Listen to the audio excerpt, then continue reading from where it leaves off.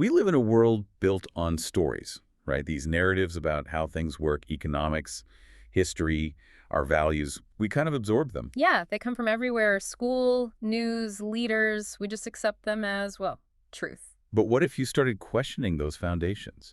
What if you took a closer look and thought, hang on, maybe this isn't just a simple story? What if some of these core beliefs weren't just misunderstandings, but deliberate constructions? Actual falsehoods designed to, shape how we think and act. That's a pretty radical idea. Yeah. And it's exactly the controversial core of what we're diving into today. We're looking at a source that argues many fundamental beliefs held widely in Brazil, from generating wealth to understanding political divides, are part of a long-running intellectual deception. The source specifically points fingers at what it calls the institutional left. Our focus today is Flávio Quintela's book, Mentiram, muito para mim. It translates to "they lied" a lot to me. It's definitely influential and certainly polarizing. Yeah, it kicked up a lot of dust. It really became a focal point for people wanting a, let's say, systematic counter-narrative to the mainstream. And it's important, especially for you listening, to understand the context here. We should mention that this analysis fits within Dr. Dario Santucci's series, Os livros que me tornaram quem sou. Right, the books that made me who I am. Exactly. And that framing really underscores the kind of profound impact or intellectual awakening this specific book seems to have had for some readers, pushing them to seriously reevaluate everything they thought they knew. So our mission today is to unpack Quintela's main argument, that there's been this systematic intellectual fraud played out on Brazilians. And that facing up to it, seeing how these alleged lies connect, takes real intellectual honesty. And courage, too, apparently, given how strong the consensus view is. The author, Quintela, seems driven by, well, wanting honesty, sincerity, a search for truth. And the person who wrote the preface, Paulo Eduardo Martins, sets a pretty stark tone. He calls the current climate the era da mediocrity. The age of mediocrity. Yeah. Where just stating a simple, verifiable truth is seen as, like, an attack, an affront to the established order, which he specifically calls the establishment esquerdista, the leftist establishment. So it's framed as an intellectual battleground from the get-go. Skepticism isn't just suggested, it's mandatory. Precisely. Okay, let's dig into this system of deception then. Where does Quintela claim it all starts? Not with high politics, interestingly. No, he starts with the economics. And he traces the very first lie, as he sees it, back to a memory from his childhood, 5th grade. Wow, that young. Yeah, he says he was about 10 years old. His teacher, Professor Clarice, introduced the Marxist concept of mais-valia, surplus value. And he calls that the foundational lie. He does. The foundational lie of modern political thinking, according to the source. So what's the core of this mais-valia idea as presented? It's basically this. For one person, the capitalist owner, to make more money, someone else, the worker, must make less. Profit comes from exploiting the worker, stealing the extra value their labor creates. It's presented as a zero-sum game. Exactly, and Quintela argues this is designed to create instant guilt in any kid who dreams of getting rich or starting a business. Because if you believe that, then wanting success means wanting to exploit people. Right. Which, according to the source, naturally pushes you towards thinking socialism is the only morally decent way to organize things. But Quintela doesn't just say it's morally manipulative. He attacks its economic validity. Oh, absolutely. He claims it was intellectually demolished, taken apart over a century ago by an Austrian economist, Eugen von Böhm-Bawerk. Okay, Böhm-Bawerk. How did he supposedly dismantle it? Well, the source highlights Böhm-Bawerk's argument that profit isn't just stolen labor. It comes from risk, from innovation, pooling capital, and crucially, time preference. Time preference. Yeah, the idea that the capitalists invest money now, taking a risk, and waits for a return later. They're trading present certainty for a riskier, delayed future value. That waiting and risk-taking, Böhm-Bawerk argued, justifies the profit, not just the labor involved. So the idea that wealth is only ever transferred, never created, just doesn't hold up. It completely ignores how dynamic markets are, how wealth is constantly being generated globally. I mean, if it were just a zero-sum game, how has global wealth exploded over the last couple of centuries? And it seems even more absurd when you think about the digital economy. Exactly. Quintela makes that point forcefully. How do you explain Google's profits, or Facebook's, or Apple's, purely through exploiting factory workers? It doesn't make sense. Their value comes from ideas, software, networks. Right, intellectual property, innovation, not just physical labor in the traditional Marxist sense. So the author basically calls Mais-valia an economic fairy tale, like Brazilian folklore figures Sachi or Boita, he says. Yeah, a legend. But here's the kicker. He claims this debunked legend is still embedded in school textbooks today. History, sociology. Actively killing off, he suggests, the spirit of meritocracy and entrepreneurship in kids. That's the argument. It plants that seed of guilt early on. Okay, so if that's the foundational economic lie, what holds it all up?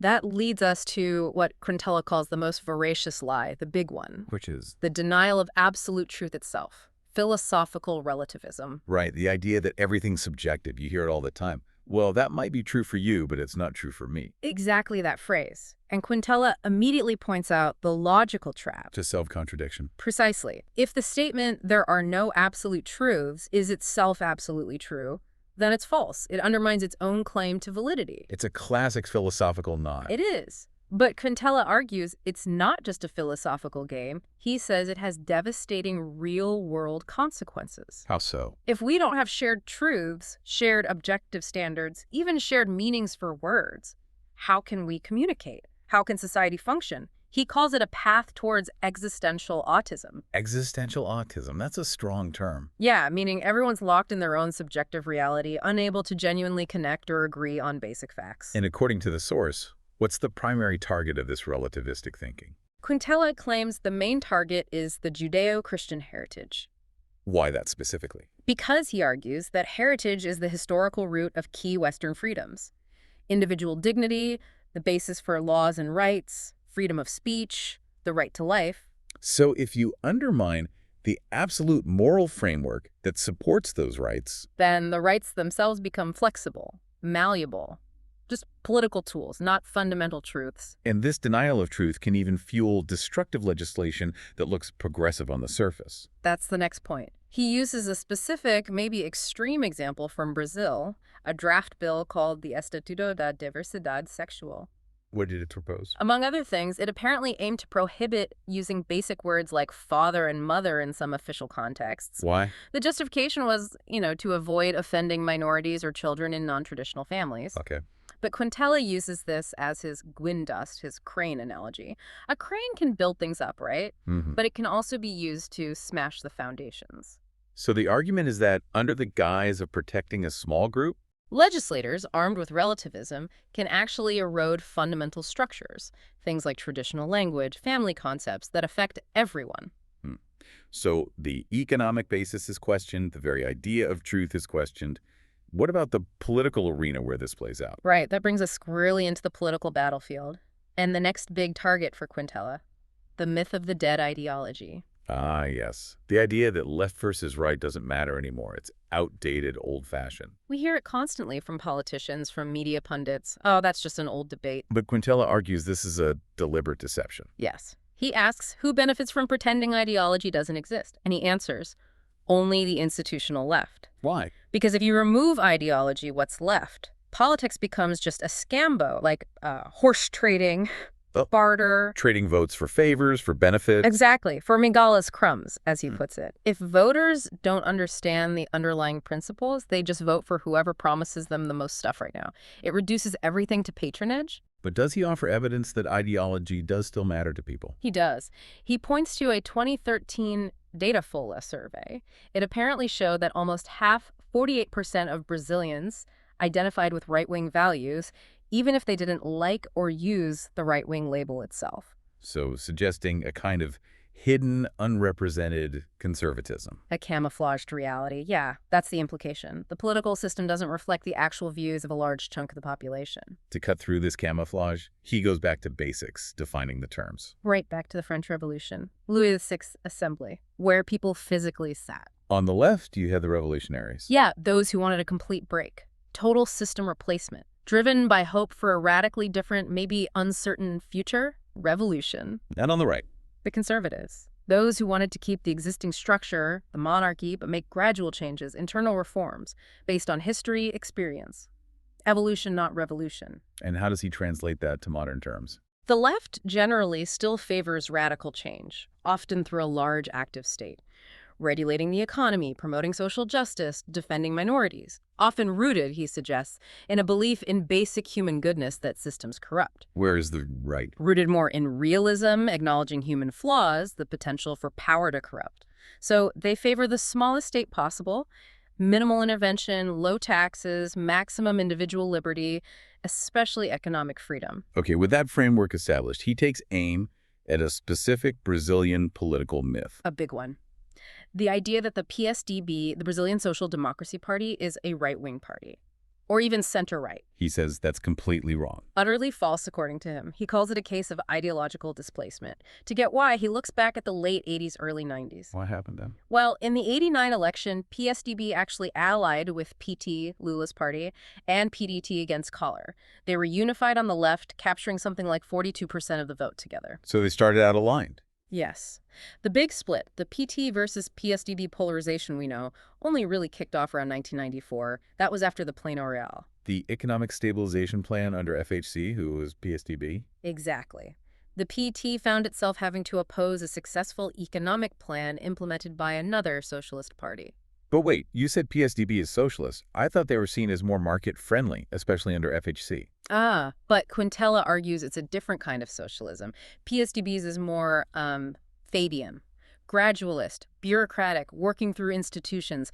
PT's was more Marxist, focused on class struggle, mass movements. Different methods, but the same underlying belief in a large state guiding society. That's the core argument. They might have become political rivals, but philosophically they were on the same side of the spectrum, fundamentally. What evidence does he use to back this up, that PSDB isn't right? Two key things. First, the Foro de São Paulo. The Forum of leftist parties across Latin America. Yes, founded in 1990 by Lula and Fidel Castro. Its explicit goal, Quintela claims, was coordinating strategy to install socialist governments region-wide. And he connects PSDB to this. While PT was the main driver, the point is that the entire relevant political spectrum engaging in these discussions was left or center-left. He also makes the controversial claim about the Foro's alleged visceral ties to FARC, the Colombian group, and accusations of funding PT campaigns. Okay, so the Foro context places PSDB firmly on the left. What's the second piece of evidence? It's why people mistakenly started calling PSDB right. It happened because FHC's government, to make the Plano Real work, had to implement some liberal, market-oriented policies. Like privatizations, fiscal controls? Right. And because the radical left, the really hardcore Marxist parties like PCO and PSTU, attacked FHC for these policies. PSDB got pushed into the right box by default. Exactly. Ideological displacement. When there's no actual right party with any power, the center-left party fighting the far left gets mislabeled as right. It's like the whole spectrum shifted leftward. That's precisely the claim. And Quintela uses a quote from Lula himself from 2009. Lula apparently celebrated, saying something like, "There isn't a single candidate representing the right. It's fantastic." Wow. If true, that's pretty damning evidence from the opposition itself. For Quintela, it's proof positive, and he argues this led to a further strategic maneuver. What was that? The source suggests a deliberate plan to replace the old PT versus PSDB rivalry with a new one. PT versus PSB. Another socialist party. Yes, PSB was also a founding member of the Foro de São Paulo. So the alleged strategy was to ensure that whoever won the 2014 election, PT or PSB, the Foro's overall socialist project would remain in power. An alternation within the project, as one politician apparently put it. Exactly. Jacques Wagner's quote from 2013 is cited as evidence of this coordinated plan. It keeps real ideological opposition sidelined. And Quintela visually represents this. He does. The book apparently includes a political spectrum map from around 2014. It shows the entire range, from far left to what commonly passed for the center, completely filled with left and center-left parties.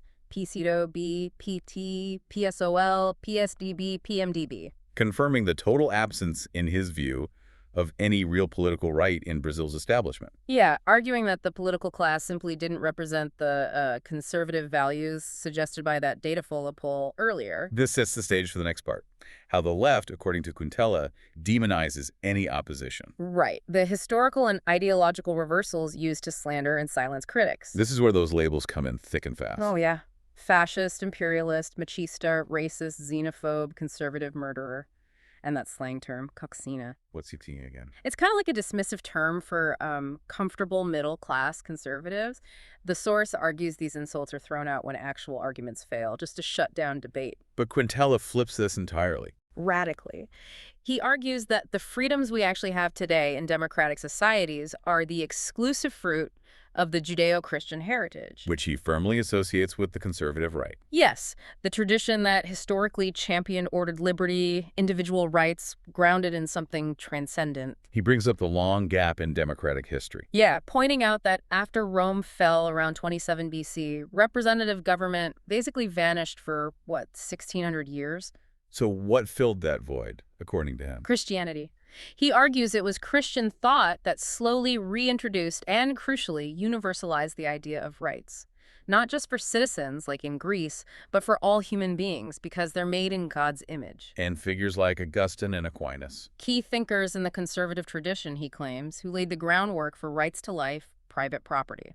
Plus, the church founded the institutions, hospitals, universities that were essential for modern society and science. He sees a direct line to the founding principles of the U.S., for example. Yeah, absolutely. He quotes the Declaration of Independence, endowed by their creator with unalienable rights, and lists core conservative principles. Government serves the people, free markets, private property, family as the foundation. And he contrasts this legacy with what he presents as the historical legacy of the left. Mass murder. He goes through the major events. Yes. The French Revolution's reign of terror, the Bolshevik Revolution, Mao, Stalin, Pol Pot. And the numbers he cites are staggering. Over 100 million deaths attributed directly to communism in the 20th century alone. He argues this makes it the single biggest killer in human history, more than all wars and natural disasters combined. Which leads directly to one of the most explosive claims. The lie about Hitler. The persistent accusation that Nazism belongs on the extreme right. Quintela argues this is the ultimate slander. The highest form of unjustified offense, he calls it, because, he insists, Nazism was fundamentally socialist, not right-wing. On what grounds? How can Nazism not be right? Because it was totally opposed to the core tenets of the right, as he defines it. Economic liberalism, free markets, limited government. Nazism was about state control, collectivism. He quotes Hitler directly on this. Yes, a speech from May 1st, 1927. Hitler apparently said, "We are socialists, we are enemies of the prevailing capitalist economic system, and are determined to destroy this system under any conditions." Pretty unambiguous. And the Nazi Party platform itself. The 25-point program from 1920. Quintela highlights points demanding nationalization of industries, compulsory profit sharing, state-funded pensions, and above all, a strong, centralized state with unlimited power. All classic socialist demands, he argues. What about their economic policies in practice? Totally Keynesian, according to the source. Massive government spending, huge deficits, total state control over companies, prices, wages, the exact opposite of free market capitalism associated with the Austrian school, which Quintela identifies with the right. So he adds the Nazi death toll estimated at 20 million to the communist one. And arrives at a figure of 120 million deaths caused by leftist ideologies in the 20th century. Making it, in his assessment, the deadliest political force in history.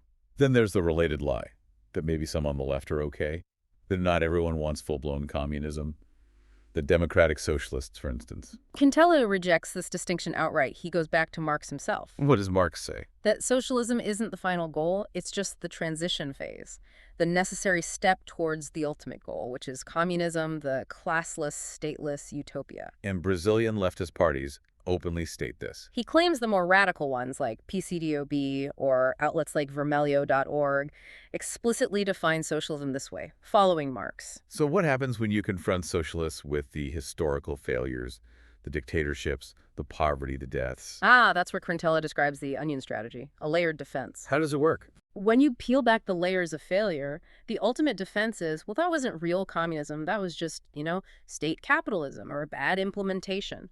The pure Marxist idea has never actually been tried. The theory remains perfect, untouched by reality. Exactly. But Quintela argues this is naive. Given human nature, our flaws, our desire for power, he says the utopian endpoint of communism will never arrive. So the attempt to implement the socialist transition phase, which requires immense state power, inevitably leads only to what we've seen historically. Suffering, dictatorship, economic collapse. The hell on earth, witnessed in places like Venezuela, food shortages, no freedom. That's the inevitable result, according to the source. Okay, shifting gears slightly now, from high politics and ideology to the cultural and social front lines. Right. And first up is a seeming contradiction. The myth of the good guy, the socialist Christian. How can those two things possibly coexist, given their foundations? That's exactly the point. Marxism sees religion as opium, a tool of oppression. It assumes man is naturally good until corrupted by systems. While Christianity insists on inherent human flaw, sin, the need for divine redemption. Precisely. Acknowledging human corruption and Christ's sacrifice is central. Logically, morally, Quintela argues, they are fundamentally incompatible worldviews. So how do they get fused together, particularly in Latin America and Brazil? He points to the rise of Teologia da Libertação liberation theology after the mid-60s. Figures like Leonardo Boff, Hugo Assmann. Oh, what do? They essentially created this hybrid, a Marxist-Christian synthesis where salvation wasn't primarily spiritual but economic and political, achieved through revolutionary struggle against oppressive structures. And Quintela sees this as A Trojan horse, a way to infiltrate and destroy the Catholic Church's traditional conservative resistance from within. he specifically mentions the CNBB, the National Conference of Bishops of Brazil. Yes, claiming the media often presents the CNBB as the voice of the church when, according to him, it's actually become a predominantly left-wing body. This, he suggests, helps explain why so many Brazilian Catholics identify as leftist. And he connects this to broader strategy. He brings in Antonio Gramsci, the Italian Marxist theorist. Gramsci stressed cultural hegemony, the idea that to truly take power, you need to control the culture first. Infiltrate the key institutions that shape minds. Exactly. Churches, schools, the media. Gramsci saw these as crucial for maintaining the existing order. So, to achieve revolution, you had to capture them first. A cultural revolution precedes the political one. Quintela even cites older Cold War-era documents. Yes, he refers to Cleon Skousen's The Naked Communist from 1958, which listed alleged communist goals for subverting Western societies. Like what? Things like controlling schools, Goal 17, infiltrating media, Goals 2021, breaking down morality through things like pornography, Goal 25, normalizing homosexuality and promiscuity, Goal 26, infiltrating churches, Goal 27, and discrediting the traditional family, Goal 40. And the argument is that these weren't just abstract plans, but were actively pursued and have shaped modern culture. That's the connection Quintela makes. That these documented strategies help explain the gradual erosion of traditional values and institutions we see today, including in Brazil. This feeds directly into the next social issue: how society views crime. The idea that bandits are victims of society. Which is incredibly relevant given Brazil's tragic reality: 50,000 homicides a year, more violent than many war zones. Where does this idea come from philosophically? Quintela traces it back to Jean-Jacques Rousseau, the 18th century thinker. Rousseau's concept of the noble savage, that man is naturally good and incorrupt. And it's society, particularly private property, that corrupts him. Yes, inequality, systems, those are the villains, not individual choice or inherent flaws. What's the danger in that thinking, according to the source? It completely removes personal responsibility. Moral agency vanishes. If society is always to blame, there's no need for self-reflection, virtue, trying to be a better person. And the extreme consequence. It can lead to a kind of philosophical justification for terrible acts committed in the name of changing the system. If individual life isn't sacred, maybe anything is permissible for the revolution. And in practical terms. It fuels, Quintela argues, leniency towards criminals, weak laws, and explains why some human rights groups seem, to critics, to focus more on perpetrators' rights than victims' rights. Okay, next up is a really pervasive concept: historical debt. Dívida histórica. Quintela frames this as fundamentally illogical, designed purely for political manipulation. What's his analogy? Imagine getting a bill today for a debt your great-great-grandparents supposedly incurred 80 years ago just because you share the same ethnicity or live in the same region. It makes no legal sense. Debt is individual. So the purpose isn't logic, but Division. yeah. Creating grievance groups based on historical events, setting them against each other. The classic divide-and-conquer tactic. And he specifically challenges the narrative around slavery that underpins this debt concept in Brazil. Yes, he argues the common narrative is highly selective and misleading. What points does he make? That slavery existed globally long before Europeans arrived, citing Arab and Muslim slave trades that continued much later. That African kingdoms themselves participated heavily in capturing and selling slaves, both internally and externally. He mentions non-white slave owners, too. Right, citing Anthony Johnson, a black man in colonial America, as the first documented legal slave owner there. He also claims racial superiority doctrines only arose after abolitionism was already underway. As statistics about ownership. That the vast majority of white people, especially in places like the U.S. South, didn't own slaves less than 5%, he claims, whereas a significant percentage of free black people did own slaves, over 20% in some areas. So the picture is far more complex than the simple narrative allows. That's the argument. And the ultimate harm of the historical debt idea, he concludes, is that it traps the very groups it claims to help in a cycle of victimhood and self-pity. It prevents them from developing the vital force of overcoming challenges through their own efforts. Yes, by constantly looking backward instead of focusing on present opportunities and individual merit. All right, we have to tackle one more major political hot potato from the source. The Bolsa Familia program. He calls it a triple lie. Yes, lie number one. That it was created by the PT, Lula's party. What's the counterclaim? That it was just a rebranding and a worsening of the Bolsa Escola program started under the previous FHC government in 2001. What was different about Bolsa Escola? It apparently had clearer criteria, including mandatory school attendance tied to the education ministry, aimed at breaking poverty cycles through education. And Lula's government changed it. Quintela claims they moved it out of education, loosened the conditions, reduced oversight, and vastly expanded it, turning it from an educational support into essentially a massive cash transfer program fostering dependency. Okay, that's lie one. Lie two, that the program is inherently good. He argues its net effect points towards more misery in the long run, populism, vote buying, and injustice. What's the key evidence for that? The sheer growth, from around 3 million families to 14 million in just 10 years. For Quintela, this explosive growth shows increasing dependency, not people successfully leaving the program. That's failure, not success. And lie three, that it actually ends misery. He calls the government claims of millions lifted out of misery pure political math magic. How does the magic work? It's about definitions.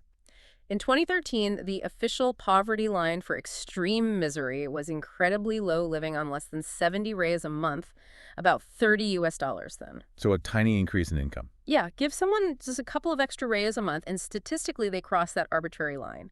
Millions can be declared out of misery on paper, even if their actual living conditions haven't meaningfully improved. It's a numbers game. A manipulation of statistics for political gain, according to Quintela. And the ultimate political function of the program, in his view. It became the biggest tool for securing votes, a giant patronage system ensuring loyalty, especially in election time, regardless of how the economy was doing or issues like corruption. He points to Dilma Rousseff maintaining high approval even as the economy tanked, attributing it to the program's hold on voters. We've covered a huge amount of ground economics, truth, politics, history, social issues, all presented as interconnected lies. How does Quintela wrap this up? He moves towards final thoughts on cultural attitudes and the path forward for the individual seeking truth. Starting with another lie, but a cultural one. Yeah, what he calls a silly lie, deeply ingrained in the Brazilian psyche. Deus é brasileiro.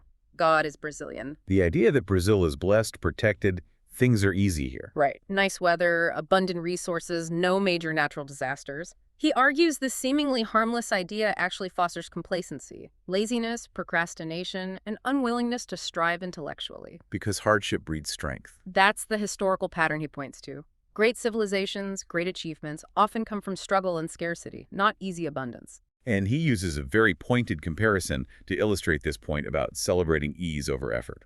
Extremely controversial. He presents Lula's political success, despite limited formal education, as symbolizing the triumph of ignorance and perhaps laziness over hard work and intellectual culture. And contrast them with Stephen Hawking, the brilliant physicist who achieved so much despite extreme physical limitations. Quintela frames it as a national shame when a society seems to value the former over the latter. Wow. Okay, but he doesn't end on just critique, right? He offers some forgotten truths. Yes, a kind of antidote. Truth number one, the individual does make a difference. History isn't just impersonal forces. It's shaped by individuals, a Churchill, a Dostoevsky, a Thatcher. And the left, he argues, tries to erase the individual. By merging people into groups, collectives, where personal agency and responsibility get diluted. Truth number 2. We are not alone. He asserts that those challenging the mainstream leftist narratives often possess superior intellectual arguments and coherence. There's a potential victory to be won in the field of ideas. And truth number 3 is crucial. Ideas need action. It's not enough to just understand the problems or complain. You need strategy, organization. He cites Olavo de Carvalho's steps for political movement. Yeah, an 8-step process starting with isolated thinkers, then networking, training activists, strategic discussion like the Foro de São Paulo itself did, and finally, coordinated action. It requires real work and commitment. He includes a quote reflecting a sense of ongoing struggle. Yes, a despairing quote from Rui Barbosa, a prominent Brazilian figure from the early 20th century, lamenting seeing nullities triumph, dishonor prosper, and injustice grow. The implication being that this isn't a new fight. Exactly, that these battles over truth, culture, and power are cyclical and deeply rooted. So what's the final takeaway instruction Quintela gives the reader? Maintain constant, rigorous skepticism. Question everything coming from official sources, media, schools, universities. Doubt isn't the end. It's the essential starting point for finding truth. If we synthesize all this, the core concern running through the source seems to be about cultural subversion. Absolutely. The idea that slowly infiltrating and changing minds through institutions like education and media can be more effective and ultimately more destructive than open warfare. It conquers the mind first. Which leaves a challenging thought for you, our listener, given this dense web of alleged deceptions Quintela lays out. What kind of intellectual and moral muscles do you need to build?